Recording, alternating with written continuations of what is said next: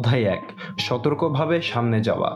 পশ্চিমা বিশ্ব আমাদের মতো উন্নয়নশীল দেশের চেয়ে নিয়মকানুন, প্রযুক্তি, অস্ত্র, গোলাবারুদ ও ভোগবিলাসে অনেক এগিয়ে গেছে। তাদের মাথাপিছু আয় আমাদের কয়েক গুণ। আমরা যেখানে আমাদের মৌলিক চাহিদা মেটাতে হিমশিম খাই, সেখানে তারা বসবাস করছে ভোগের সর্বোচ্চ পর্যায়ে। উল্লেখ্য যে তারা আরেকটা বিষয়ে অনেক এগিয়ে গেছে আমাদের মতো গরিব দেশের তুলনায়। তাদের অধিকাংশ পরিবার ভবিষ্যতের ২, ৩ বা তারও বেশি বছরের সম্ভাব্য আয়কে খরচ করে ফেলেছে, এবং সেটা আবার সুদে। কিভাবে? কানাডা বা আমেরিকার কোনো কোনো পরিবারে ক্রেডিট কার্ডের সংখ্যা ৯ থেকে ১২টা। যখন তাদের ক্রেডিট কার্ডের লিমিট বাড়ে, তখন তারা পার্টির আয়োজন করে। আমাদের দেশেও পাশ্চাত্যের দেখাদেখি ব্যাংক ও আর্থিক প্রতিষ্ঠানগুলো মানুষকে ক্রেডিট কার্ড ও কনজিউমার লোন দিয়ে ভবিষ্যৎ আয়কে বর্তমানে খরচ করার জন্য উদ্বুদ্ধ করেছে, মানুষের ভোগস্পৃহাকে উস্কে দিচ্ছে। এই ঋণে অভ্যস্ততা একটি পরিবারকে অবর্ণনীয় কষ্টের মধ্যে নিপতিত করতে পারে।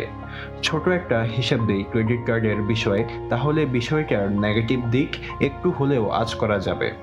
ধরুন, যদি কোনো ব্যক্তি ক্রেডিট কার্ড চার্জ করে ব্যাংক থেকে ৫,০০০ টাকা ক্যাশ তুলে, সুদ যদি হয় বাৎসরিক ২৪%, সে যদি মাসিক সর্বনিম্ন বকেয়াটা পরিশোধ করে ধরুন ১০০ টাকা, তাহলে তার ক্রেডিট কার্ডের দেনা পরিশোধ করতে সময় লাগবে অন্তত ৩০ বছর, এবং এই ৩০ বছরে সে ৫,০০০ টাকার সুদ দিবে ৩৬,১০০ টাকা। ক্রেডিট কার্ডের ঋণে একবার যাকে স্পর্শ করেছে, সেই স্বর্গীয় স্পর্শ থেকে মুক্তি পাওয়া তাই তার পক্ষে একেবারেই অসম্ভব। অতি খরুচে স্বভাব পরিহার করা এবং সেজন্য খরচের খাতকে চিহ্নিত করা খুবই জরুরি।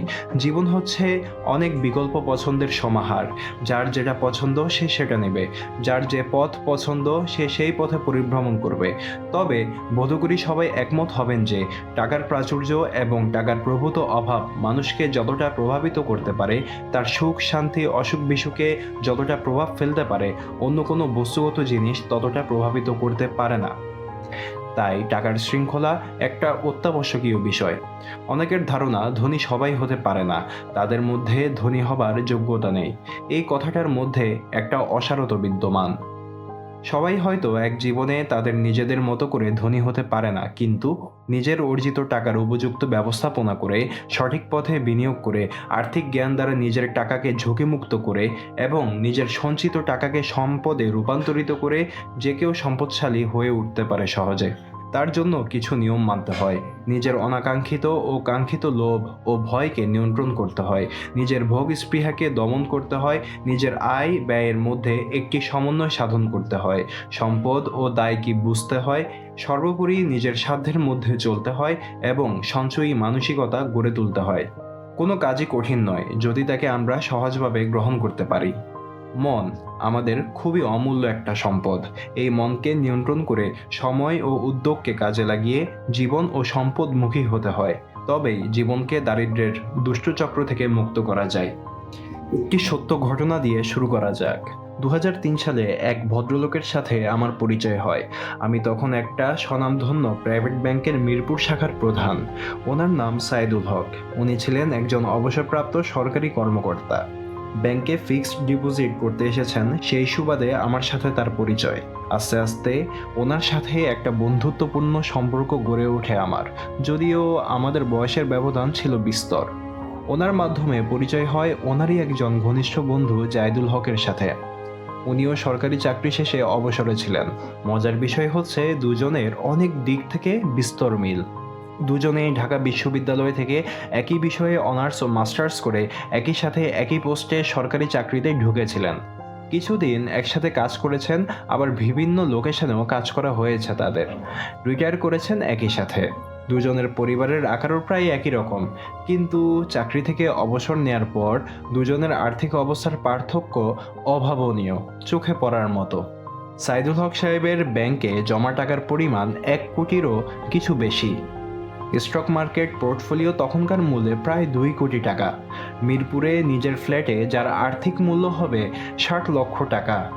ছেলে একটি পড়ে আমেরিকার একটা বিশ্ববিদ্যালয়, অন্যটি পড়ে অস্ট্রেলিয়ার এক বিশ্ববিদ্যালয় এবং একমাত্র মেয়েটি পড়ে ঢাকার একটি কলেজে। আরেকদিকে জায়দুল সাহেবের ব্যাংকে কোনো জমা টাকা নেই। একটা মেয়ে আমেরিকায় থাকে তার স্বামীর সাথে। উনি ব্যাংক ঋণ নিয়ে একটা অ্যাপার্টমেন্ট কিনেছিলেন, কিন্তু এক পর্যায়ে বিক্রি করে ব্যাংক ঋণ পরিশোধ করেছেন। হাতে অল্প কিছু টাকা ছিল, সেই টাকা দিয়ে 2 লক্ষ টাকা স্টক মার্কেটে খাটিয়েছেন। এখন থাকেন একটা বৃদ্ধ নিবাসে। মেয়ে আমেরিকা থেকে টাকা পাঠান, তা দিয়ে তার চলে যায় কোনোভাবে। ভদ্রলোকের স্ত্রী গত হয়েছেন বেশ কিছুদিন আগে। বিশেষ করে তাদের দুজনের আর্থিক অবস্থান আমাকে খুবই ভাবায়। প্রথমে মনে হলো সাইদুল হক বুঝি চাকরি জীবনে অসৎ উপায়ে অনেক আয় করেছেন, আর জাহিদুল হক বুঝি একজন নিরেট সৎ মানুষ, তাই জীবনে কিছু করতে পারেননি। আমাদের মানসিক মূল্যবোধটা খানিকটা এরকম যে দারিদ্র্যের সাথে সততা আর ধন সম্পদের সাথে অসততার একটা যোগসূত্র আছে।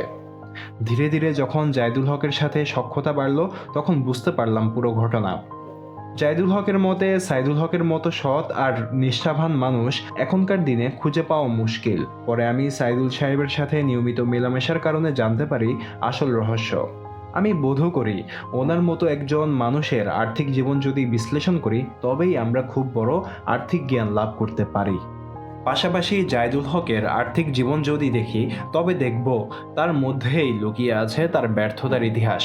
কি এমন করেছিলেন সাইদুল হক যা তাকে আর্থিকভাবে স্বাবলম্বী করতে সহায়তা করেছে?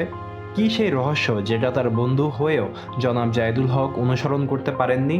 এই সত্যটুকুর বিশ্লেষণ যদি আমরা করতে পারি, তবেই আর্থিকভাবে স্বাবলম্বী হবার একটি পথ আমরা নিজেরাই খুঁজে বের করতে পারি।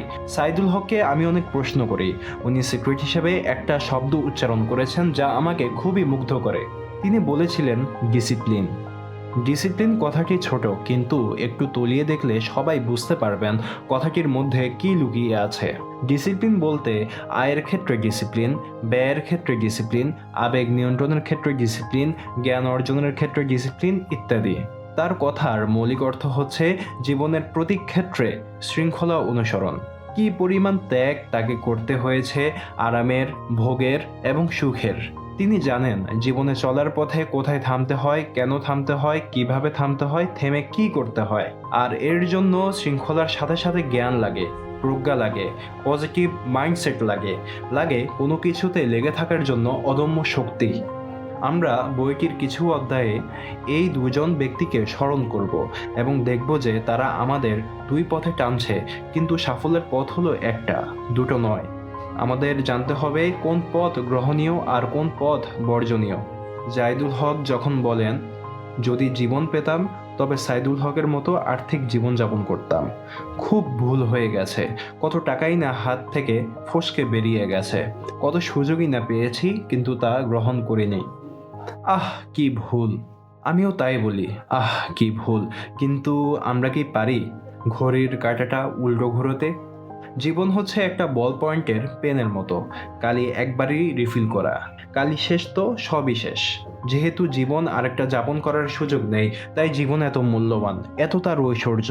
কত মানুষ ঋণে জর্জরিত হয়ে আত্মহননের পথ বেছে নেয়, কত মানুষ নিঃস্ব হয়ে ভিক্ষাবৃত্তিতে নামে, কত মানুষ তার যোগ্যতার চেয়ে অনেক নিচের কাতারে কাজ করে। শৃঙ্খলার অভাব, সাহসের অভাব, উদ্যোগের অভাব, পরিকল্পনার অভাব, সিদ্ধান্ত গ্রহণের শক্তির অভাব, মন নিয়ন্ত্রণ করার শক্তির অভাব। সাইদুল হক তার নিজের মতো করে নিজের তৈরি করা নিয়মকানুন অনুসরণ করে একটা শক্ত আর্থিক ভিত তৈরি করেছেন। তিনি কোনো স্কুলে, কলেজে বা বিশ্ববিদ্যালয়ে এই বিষয়ে পড়েননি, তবুও নিজের মেধা মনন কাজে লাগিয়ে এটা করেছেন, যা তার বন্ধু করতে পারেনি। যারা নিজেরা আর্থিক ব্যবস্থাপনা করে, পরিশ্রম করে, ব্যবসা বাণিজ্য বা চাকরি করে বড়লোক হয়েছেন, তারা অবশ্যই কোনো না কোনো ফর্মুলা ব্যবহার করেছেন, তা আমাদের জানতে খুবই ইচ্ছে করে। আমাদের দেশে এই বিষয়ে তেমন কোনো গবেষণা না থাকলেও পশ্চিমা বিশ্বে অনেক গবেষণা হয়েছে, অনেকে কাজ করেছেন এটা নিয়ে। আমরা ওদিকটাই একটু নজর দিব।